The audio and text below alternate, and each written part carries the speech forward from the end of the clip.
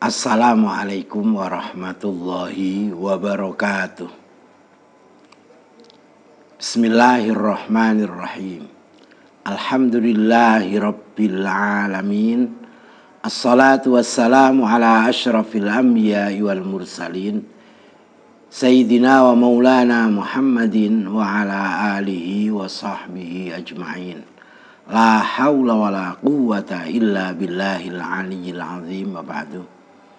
Saudara-saudara para mahasiswa Fakultas Adab dan Ilmu Budaya Universitas Islam Negeri Sunan Kalijogo, Yogyakarta, dan para pemirsa yang berbahagia.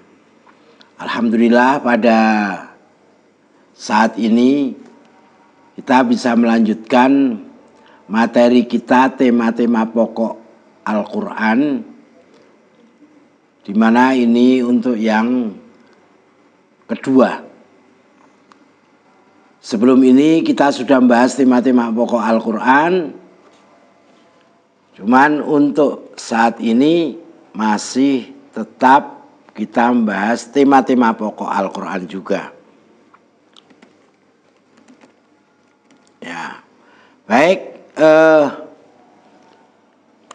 Ada seorang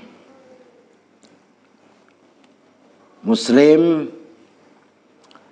ilmuwan Muslim yang mengajar di Amerika, namanya Fazlur Rahman, pada abad 20 dan 21. Beliau menulis buku tema-tema pokok Al-Quran. Nah, Fazlur Rahman orang Pakistan ini. Beliau membagi tema pokok Al-Quran menjadi 8. Menjadi 8. Yang pertama tentang Tuhan. Yang kedua tentang manusia sebagai individu. Yang ketiga manusia dalam masyarakat. Kemudian yang keempat alam semesta. Yang kelima kenabian dan wahyu. Yang keenam eskatologi. Yang ketujuh setan dan kejahatan. Dan yang kedelapan bangkitnya komunitas muslim. Ini menurut pendapat Fazlur Rahman. Nah, dan ini bukunya sudah diterjemahkan ke dalam bahasa Indonesia. Baik, Fazlur Rahman menjelaskan tentang Tuhan yang menjadi tema pokok Al-Quran. Ini Tuhan yang dimaksudkan adalah seperti apa? Yang jelas Al-Quran adalah sebuah dokumen yang benar-benar ditujukan untuk manusia. Ini yang perlu garis bawahi, atau bisa dikatakan sebagai petunjuk bagi manusia. Ini bisa kita lihat dalam Al-Quran surat Al-Baqarah ayat 185. A'udzubillahi minasyaitonirrajim. Syahrul Ramadan alladzi unzila fihil Qur'anu hudal linnasi wa bayyinatin minal huda wal furqan. Jelas sekali di situ adalah hudal linnasi, sebagai petunjuk bagi manusia. Nah, petunjuk ini, Al-Quran sebagai petunjuk manusia, itu bersifat satu, fungsional. Yang kedua, punya nilai praktikal. Nah, ya, jadi bisa dipraktekkan baik untuk kehidupan perorangan maupun kolektif. Nah ini Al-Quran sebagai petunjuk bagi manusia. Ini nanti bagaimana Al-Quran kemudian tema tentang ketuhanan, tema tentang Tuhan yang ada dalam Al-Quran itu seperti apa. Ini bisa dipahami betul oleh manusia, ya, karena mendapat petunjuk dari Al-Quran. Nah, ini memang Al-Quran bukanlah sebuah risalah tentang Tuhan dan sifatnya dalam artian sebagai petunjuk manusia tadi. Yang jelas Tuhan atau Allah adalah pencipta, pemelihara alam semesta dan juga manusia. Dan khususnya lagi Allah sebagai pemberi petunjuk melalui Al-Quran, memberi petunjuk kepada manusia, dan pada saatnya Allah akan mengadili manusia. Pengadilan Allah ini bisa bersifat perorangan dan bisa bersifat kolektif. Tentu saja dengan keadilan yang penuh kasih sayang dari Allah Subhanahu wa ta'ala. Al-Quran menjelaskan Allah dia itu tunggal, ya, esa, tidak berbagi dengan yang lain. Dia adalah dimensi yang membuat dimensi-dimensi yang lain menjadi mungkin. Jadi Allah atau Tuhan adalah musabbibul asbab, ya, sebagai kausa prima. Nah, baik. Jadi ini tentang Tuhan. Tidak hanya itu, jadi ini saya katakan tadi Al-Quran bukan hanya sekedar risalah atau message tentang Tuhan dan sifatnya aja. Tapi Allah adalah pencipta, pemelihara alam semesta, pemelihara manusia. Dan khususnya Allah memberi petunjuk kepada manusia dengan Al-Quran itu. Dan pada saatnya akan mengadili baik perorangan maupun kolektif. Dan tentu saja dengan keadilan yang penuh kasih sayang. Kemudian yang dijelaskan Al-Quran tentang Tuhan, kata Fazlur Rahman, Tuhan dan alam semesta. Ini urusannya Tuhan dan alam semesta. Ya. Isi dan prosesnya tidak berjalan sendiri alam semesta itu, tapi ada sambungan dengan wujud yang lebih tinggi. Nah, yang paling tinggi adalah Allah Subhanahu wa ta'ala. Artinya bahwa alam semesta, nanti kan Tuhan ini tetap ada hubungannya dengan alam semesta, sebab alam itu masih Allah. Selain Allah itu alam. Berarti ada Allah, ada Tuhan, dan ada alam semesta. Baik. Ini saya katakan tadi, ini kemudian ada sebab sampai wujud yang paling tinggi, yaitu Allah Subhanahu wa ta'ala. Kemudian selanjutnya tema yang kedua adalah manusia sebagai individu. Nah, manusia sebagai individu, manusia itu ciptaan Allah. Seperti makhluk yang lain, seperti ciptaan Allah yang lain. Tetapi manusia memiliki kelebihan. Kelebihan manusia dengan makhluk yang lain. Apa kelebihannya? Ini yang paling utama adalah satu. Menurut Fazlur Rahman, karena Allah meniupkan rohnya. Nah ini ruhnya dalam kepada manusia. Ini bisa dilihat dalam Al-Quran surat Al-Hijr. Nah, jelas sekali surat Al-Hijr ayat 29. Faidza sawaituhu wa nafakhtu fihi mir ruhi faqa'u lahu sajidin. Ya.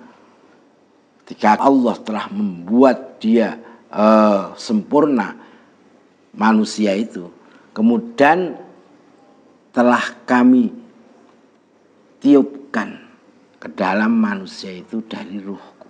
Nah ini berarti sangat-sangat mulia manusia, karena ada di situ ada ruh Allah yang ditiupkan kepada manusia.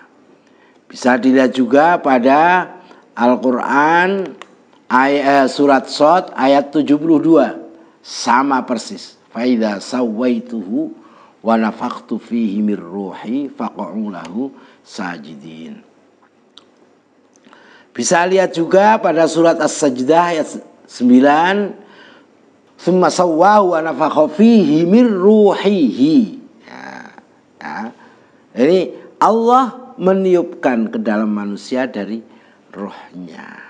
Ini menurut Fazlur Rahman keistimewaan yang sangat tinggi. Nah, dengan begitu ini bisa disimpulkan penjelasannya atau pendapatnya Fazlur Rahman tentang manusia sebagai individu. Ini Al-Quran tampaknya tidak mendukung teori dualisme dalam manusia. Ada jiwa dan raga secara radikal terus dipisah, tidak. Karena dua entitas itu artinya jiwa dan raga adalah dalam satu perpaduan, tidak bisa dipisahkan. Manusia itu jiwa dan raga, tidak bisa dipisahkan. Nah, pandangan Fazlur Rahman seperti itu. Kemudian dalam kehidupan dunia manusia diperintahkan untuk melakukan perjuangan moral tanpa henti. Nah ini manusia sebagai individu ditugasi oleh Al-Quran. Dalam perjuangan ini Tuhan bersama manusia dengan syarat, ya, Tuhan akan bersama manusia dengan syarat manusia itu menjadi wakil Allah Subhanahu wa ta'ala. Wakil Allah di dunia atau di bumi ini dengan pilihan bebasnya mau melakukan segala upaya yang perlu demi terciptanya sebuah tatanan moral sosial di bumi ini. Loh, gimana ini? Memang manusia diperintahkan untuk berjuang memperbaiki moral. Nah ini, maka dalam perjuangannya dia akan selalu bersamai oleh Allah Subhanahu wa ta'ala karena menjadi wakil Gusti Allah, menjadi wakilnya Gusti Allah. Kalau memang dalam rangka melakukan segala upaya untuk terciptanya tatanan moral sosial di bumi ini. Loh ini bagaimana kemudian akhlak, bagaimana kebudayaan, ya, di bumi ini. Ini sebenarnya manusia menjadi wakil Allah. Wakil Allah di sini aja adalah khalifah. Semua manusia sebagai khalifah, membangun moral, membangun tatanan moral, membangun budaya. Nah ini. Nah, tentu saja Allah sudah memberi potensi yang sangat kuat, yaitu dengan akalnya, dengan budinya, dengan rasa dan lain-lain. Ya. Kemudian manusia sebagai individu untuk menghadapi setan di sini adalah sebagai kekuatan jahat. Manusia perlu mengembangkan perilaku yang namanya takwa. Ya. Takwa itu apa? Takwa itu upaya melindungi diri seseorang menghadapi konsekuensi berbahaya atau tidak baik buruk dari perbuatan seseorang. Artinya orang perlu takwa dalam rangka melindungi dirinya agar tidak terjadi hal yang berbahaya yang menimpa dirinya. Setan lain loh. Sekarang setan urusannya. Setan yang kekuatan jahat itu tadi sebagai kekuatan jahat. Ini dengan takwa manusia akan terjauhkan atau selamat dari kekuatan jahat setan itu. Setan itu apa? Setan adalah kekuatan anti manusia. Ya, bukan anti Tuhan. Setan itu imannya kepada Allah sangat tinggi. Tapi memang Allah menciptakan setan, tugasnya adalah memperdaya manusia agar tergelincir dari jalan yang lurus. Nah ini, ya. Jadi Jelas ini setan memang diciptakan untuk menggoda manusia, memperdaya manusia. Ya. Manusia bagaimana bisa memiliki imunitas? Imunitas terhadap setan dengan perilaku takwa. Begitu. Kemudian takwa, kata Fazlur Rahman, akan memberikan kestabilan kepada manusia dalam menentukan pilihan moralnya. Dengan takwa ini, maka akan kalau pilihan moralnya ini yang benar gimana, mestinya dia akan dengan ketakwaan akan menjadi orang yang dia pilih adalah sesuatu yang baik. Di akhirat nanti manusia mempertanggungjawabkan seluruh perbuatannya selama hidup di dunia. Nanti di hadapan Allah Subhanahu wa taala sendiri-sendiri. Tidak ada kemudian ditemani atau ada semacam pembelaan dari yang lain. Tidak. Yauma yafirrul mar'u min akhihi wa ummihi wa abihi dan seterusnya. Ya. Di mana pada saat itu manusia lari dari saudaranya, dari ibunya, dari bapaknya, dari istrinya atau suaminya dan lain-lain. Sendiri di hadapan Allah Subhanahu wa taala. Dengan demikian, hidup yang hanya sekali ini sangat menentukan nasib manusia di akhirat kelak. Ini sebagai individu, manusia sebagai individu ini sangat penting. Artinya tema pokok bagaimana bisa membangun individu yang memiliki moral yang baik. Kemudian yang ketiga adalah manusia dalam masyarakat. Manusia dalam masyarakat ini bisa dikatakan tidak bisa diragukan lagi bahwa Al-Quran, bahwa tujuan utama Al-Quran adalah membangun sebuah tatanan sosial yang dapat berlangsung terus di atas bumi, yang didasarkan pada prinsip keadilan dan etika moral.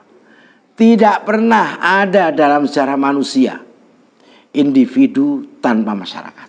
Pasti ada masyarakat.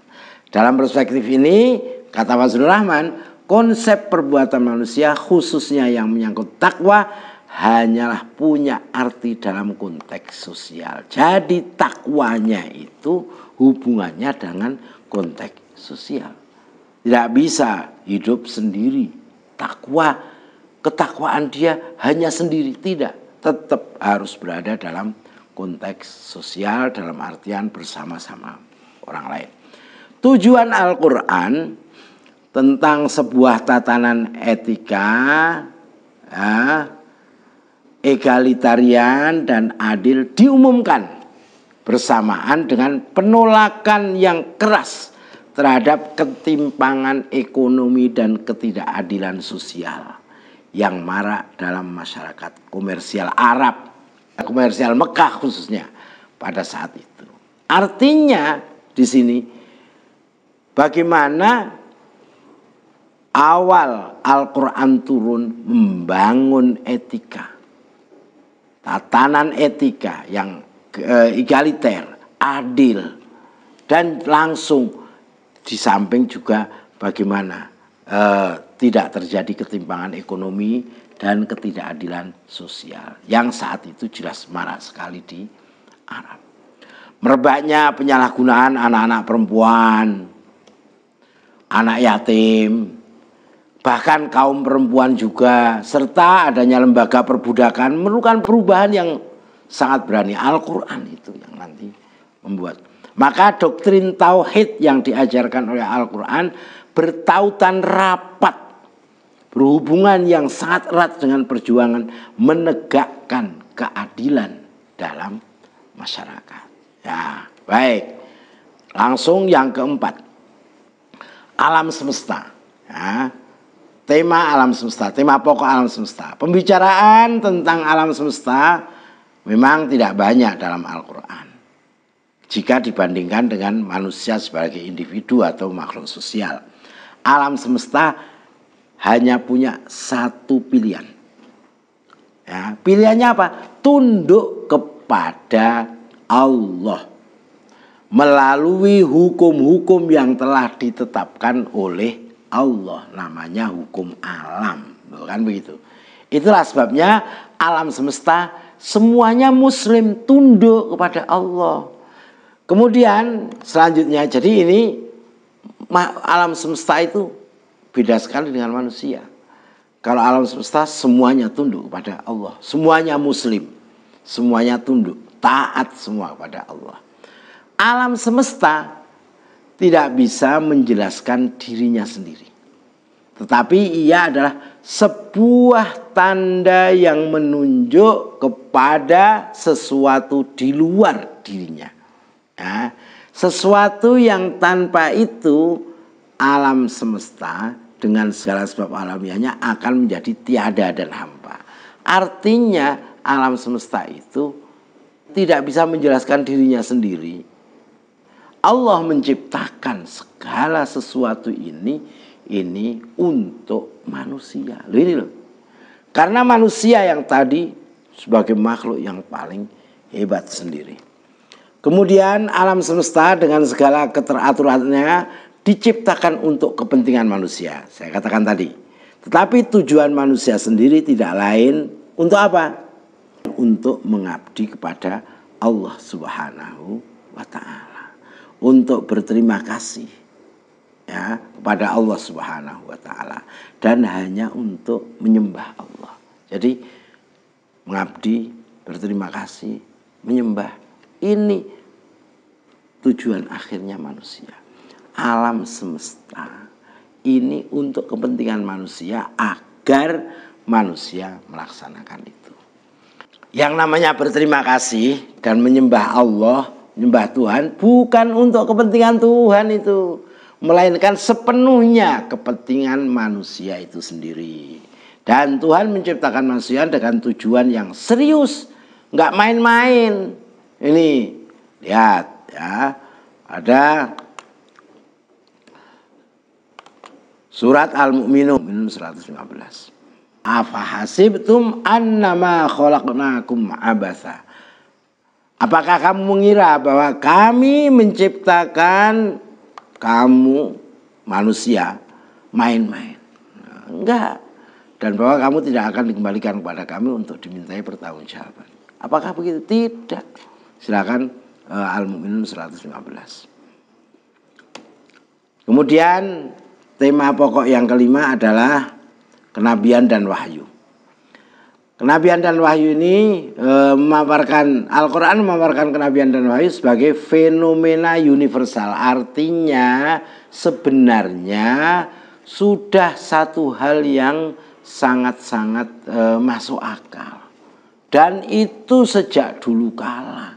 Di seluruh dunia telah diutus Rasul-Rasul Allah. Baik yang disebut maupun yang tidak disebut dalam Al-Quran. Ini yang penting di situ itu. Ya, ini ada ayat Qurannya. Ya, coba surat Ghafir ayat 78. A'udzubillahi minasyaitonirrajim. Walaqad arsalna rusulan min qablika minhum man qasasna 'alaika wa minhum man lam naqsus 'alaik. Sungguh kami telah mengutus beberapa rasul sebelum kamu. Di antara mereka ada yang kami ceritakan kepada kamu, dan di antara mereka ada yang tidak kami ceritakan kepada kamu. Ini ya, juga pada surat An-Nisa ayat 164. Wa rusulan qad qasasnahum 'alaika min qablu wa rusulan lam naqsushum 'alaik.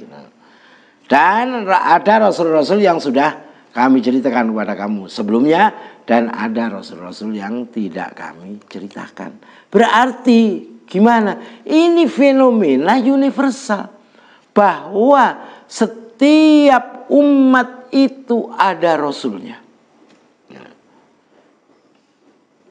Nah ini Lah, rasul-rasul itu sebagiannya terbatas untuk lingkungan kaumnya saja. Tetapi pesan yang disampaikan itu tetap tidak bersifat lokal, tetap bisa universal. Pesan yang disampaikan bukan hukum, tapi pesan. Tetapi punya makna universal yang mesti dipercayai dan diikuti oleh seluruh manusia. Inilah yang dimaksud dengan konsep kesatuan kenabian. Melalui pesan kenabian, kesadaran manusia akan meningkat tinggi sehingga mereka akan mampu melihat secara jelas Tuhan sebagai Tuhan dan setan sebagai setan. Nah, dari daftar para nabi dan rasul yang panjang itu, Nabi Muhammad SAW adalah nabi penutup dan tidak akan muncul nabi sesudahnya. Dan Al-Quran sebagai wahyu terakhir. Ini menjadi tanggung jawab berat bagi mereka yang mengaku muslim seperti saya dan kamu semua untuk meneruskan risalah kenabian ini. Ya, demi kepentingan manusia sejagat. Jangan sampai keliru memahami Al-Quran. Ini tanggung jawab kita semua. Ya, tanggung jawab kita semua. Kata Fazlur Rahman. Yang keenam, eskatologi. Konsep hidup sesudah mati merupakan tema yang berulang-ulang disebutkan oleh Al-Quran. Berkali-kali. Kitab suci ini berbicara tentang hari pengadilan sebagai al-akhirah. Itulah momen kebenaran di mana semua amal manusia semasa hidup di dunia akan diangkat kemudian diadili. Semua rahasia akan dibongkar dan diperlihatkan. Apa yang kita rahasiakan di dunia pasti akan terbongkar semuanya di hadapan Allah Subhanahu wa ta'ala. Al-Quran menggambarkan momen kebenaran ini dengan sesungguhnya engkau dalam keadaan lalai yang dalam tentang ini. Tetapi ini surat Qaf ayat 22, laqad kunta fi ghaflatin min hadza fakashafna 'anka ghita'aka fabasarukal yauma hadid. Sungguh kamu dalam keadaan lalai dari hal ini, maka kemudian kami buka tutupnya. Nah, setelah itu maka pandanganmu pada hari ini sangat tajam, bisa melihat apapun. Ini tentang akhirat ya. Tentang akhirat udah berkali-kali Al-Qur'an menjelaskannya. Kemudian yang ketujuh, ini setan dan kejahatan. Kejahatan, syar, itu sebagai lawan dari khair, kebaikan. Masuk dalam materi diskusi tentang perbuatan manusia secara individu dan kolektif. Kita tahu, ya kan, telah disebutkan bahwa setan adalah kekuatan anti manusia. Tadi sudah disebutkan.